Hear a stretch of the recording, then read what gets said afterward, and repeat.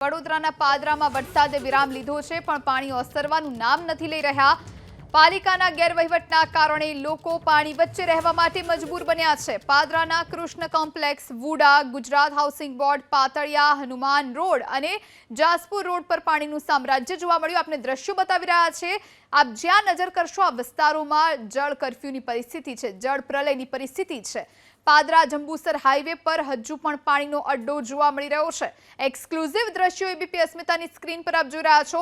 વડોદરામાં એક તરફ વિશ્વામિત્રી નદી ભયજનક સપાટીની ઉપર વહી રહી છે અને બીજી તરફ વરસાદે ભરે વિરામ લીધો હોય, પરંતુ વડોદરાના પાદરામાં જળબંબાકારના આકાશી દ્રશ્યો અમે આપને બતાવી રહ્યા છે।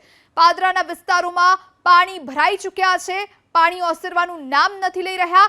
લોકોને પારાવાર મુશ્કેલીનો સામનો કરવો પડી રહ્યો છે। આકાશી દ્રશ્યો જુઓ, જ્યાં નજર કરશો ત્યાં માત્ર ને માત્ર જળ ભરાવ નજરે પડશે, જળ પ્રલય નજરે પડશે। ત્યાં રહેતા લોકોની જે મુશ્કેલી હશે એ આપણે માત્ર ને માત્ર વિચાર કરી શકીએ છીએ। પાલિકાના ગેરવહીવટના કારણે લોકોને પાણી વચ્ચે રહેવું પડી રહ્યું છે।